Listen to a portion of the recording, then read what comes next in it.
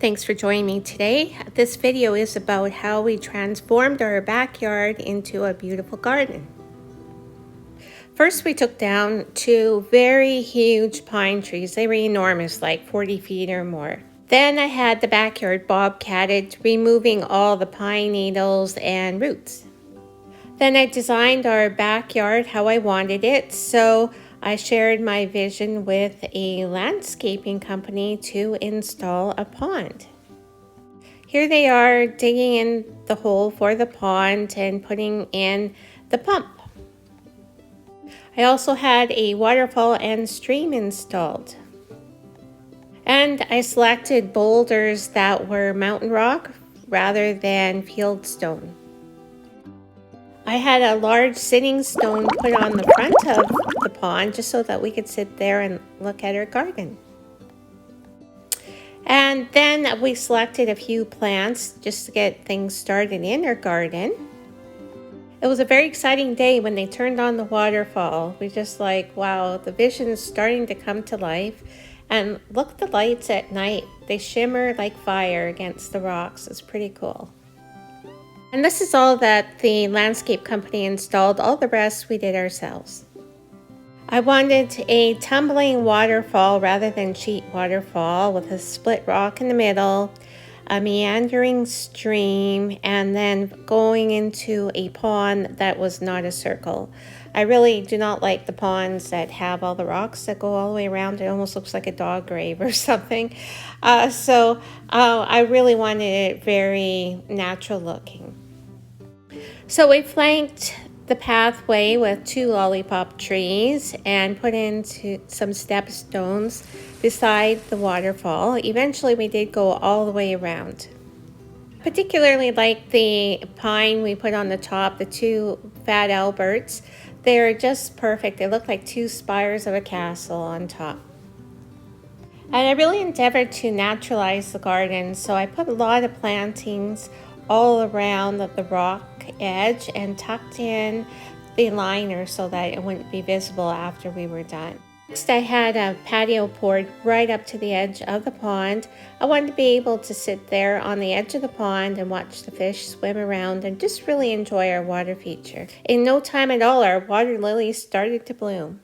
I did make a few planting mistakes, like putting cosmos on the opposite side of the pond. I did take that out eventually. You can see the concrete patio poured here.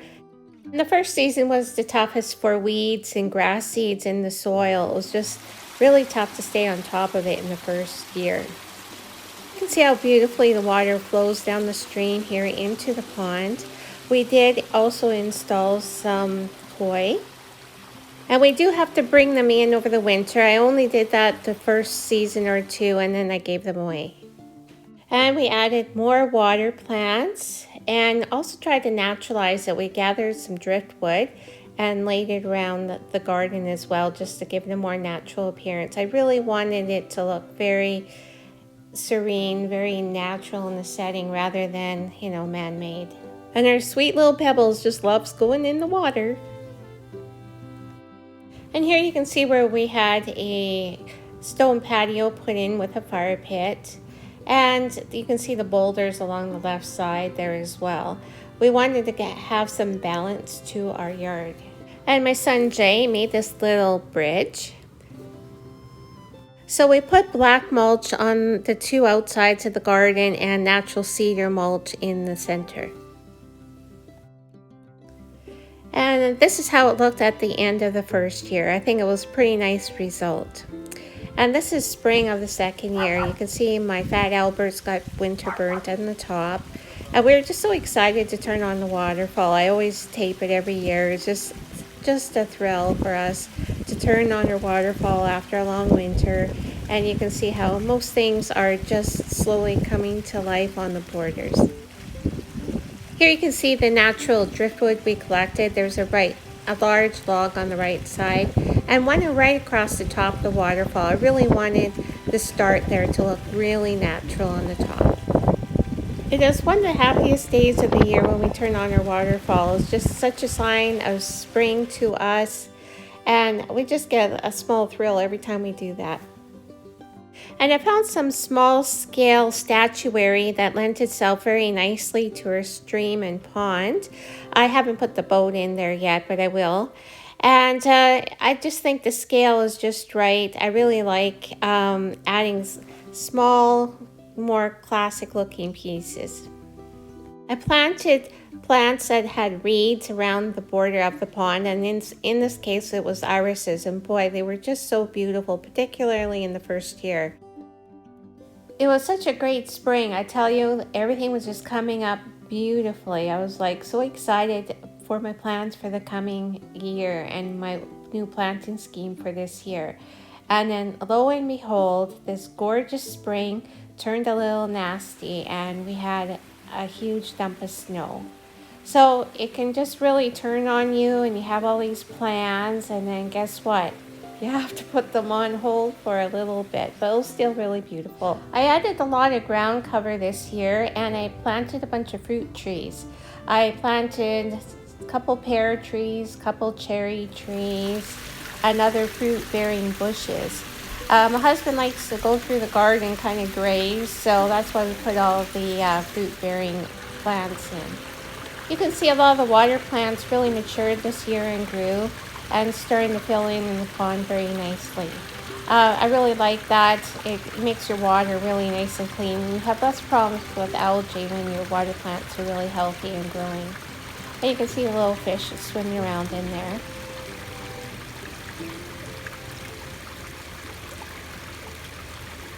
All my plants did suffer this winter. It was very warm and then very cold numerous times, and so a lot of the plants did get winter burnt. You can see here the puppies having some fun enjoying the spring and just the melting snow. So it was a really nice day we had here, and boy, look at them having a good time.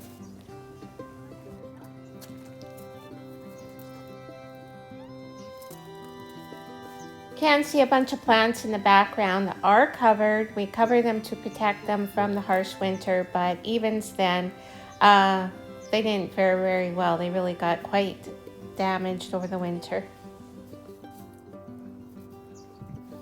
And you can see Pebbles here really enjoys chasing snowballs and trying to catch them. She's just so cute.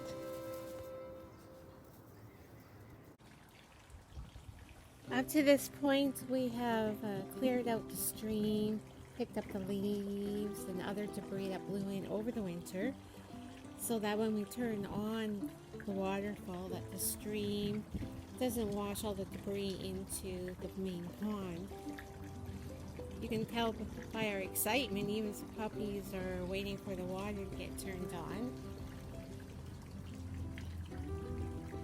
In the middle of the stream, I have some reeds growing. I didn't plant them, they self-seeded, but I've been watering them to keep them alive until we turn on the waterfall. We had an excessively cold winter and a very late spring, so we haven't turned on anything yet. You can see things are just starting to bloom now. We're probably a month behind our normal season.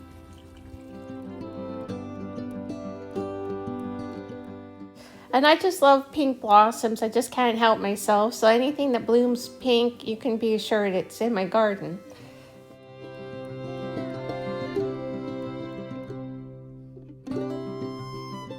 You can see the height of the bushes are getting taller in the back. My goal was to have the tallest trees and bushes in the back, and it would just draw the eye down to the pond. So I tried to grow basically the tallest things in the back of the garden and just kind of almost make a natural, almost amphitheater almost of trees. It's starting to get to look that way now. Here's our little digger Pebbles. We were digging a hole to plant a tree, and then she just got into it, and boy, did she ever want to help us.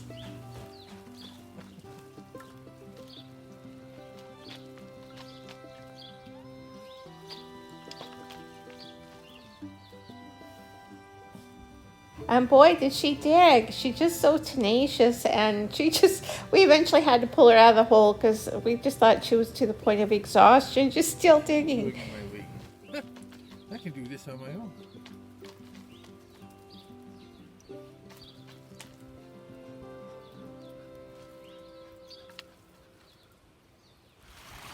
And then she likes to go in the stream. You can see her ankles are all skinny because they're all wet. She's so funny how she likes to go in the water, that one. Harry doesn't like to go in the water, but... Oh, here's Robert. He's trying to fish something out of the stream. I maybe should have edited him out, but it was kind of funny. He managed to eventually pull out whatever was in there, but I was afraid he was going to fall in on his head. And here's just some of my flowers. Here's the white bleeding heart, the allium, and this, I don't know what it is, but I just love it. It's beautiful. Oh, and this is ornamental onions. And just a little tip to get very affordable flowers is I go at the end of the season and I buy everything like 26-cent sale, and I plant them, and it's a little bit of a surprise sometimes what I get in the spring. I just plant it all, you know, for, you know, $10 you can get a tremendous amount of flowers. This is the lupins, and boy, they came up beautifully. I was just dazzled by how gorgeous they were. I was so happy for those. And here's other flowers. Some of them I don't know the names of because they were just end of season. I plant them in the ground, and that's what I get. A lot of surprises in the spring, and it's a very good way to fill a garden full of flowers for very, very low cost. Here's my Siberian honeyberries. Our cherries, I think these are the Cupid cherries, and Evans sour cherries, and I believe this is catnip, and some kind of bellflowers. I love those too, so I plant them all the time. There's some more white bellflowers and water lilies, and you can see here the garden is really maturing as time passes. And like I say, most of the flowers, or a large majority, I got end of season sale or by seed, and I just go around putting the seed, and eventually your garden does mature, and it's, you know, for a relatively low cost, you can have a very gorgeous garden. You just have to look for the sales, and particularly the end of season. And I went a little crazy with the wildflower seed. Mostly the poppies I put in, and boy, they're just so gorgeous this year. I was like, I love the colors. And you can see I mixed it in with the lettuce. It was a little bit random, but it was awfully pretty.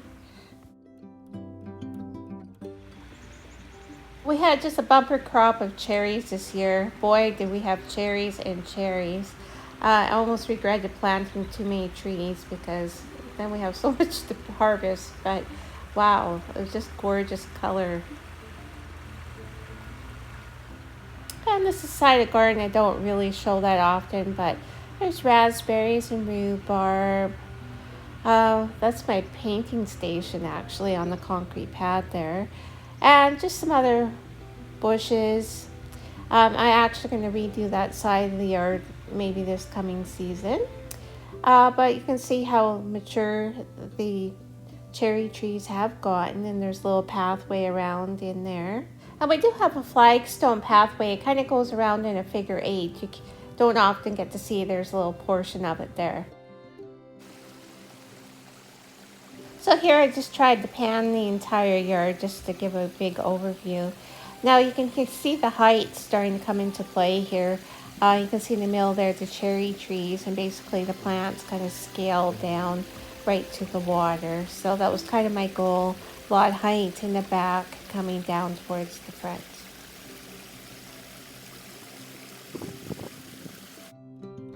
And here you can see the nice Irish moss. I'm trying to plant more and more every season, just to hopefully eventually one day it's just going to be all Irish moss rather than mulch, but that was sort of my goal there. So I discovered my water lilies will overwinter even when my pond freezes solidly to the bottom. And boy, do they ever look gorgeous. They're filling in really maturely. This year we had so many water lilies that every day there were several new ones. So that was kind of cool.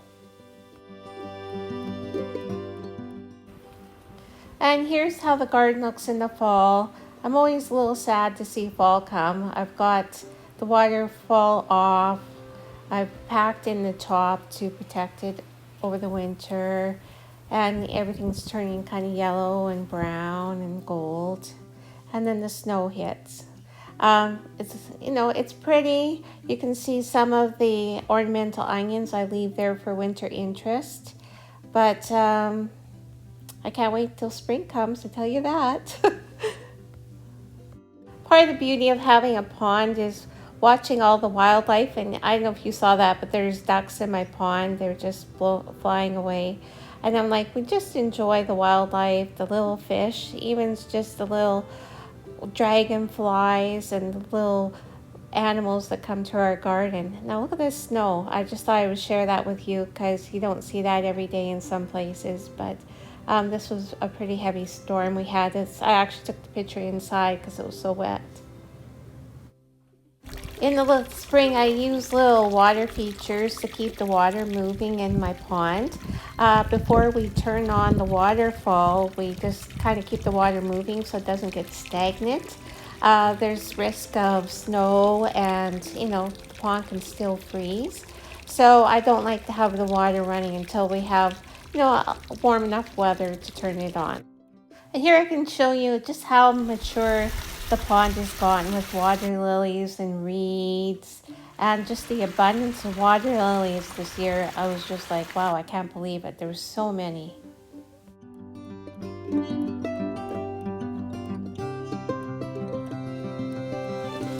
Well, this is where we sit and enjoy our garden. You can see our puppies are enjoying the sun. And it just gives us a nice view of the pond and of the garden. And we have endless hours of delight just sitting there and enjoying our garden. I hope you enjoyed watching how my garden developed and grew into what it is today. And I hope you found some pleasure in it. And I really enjoyed just sharing our journey with you.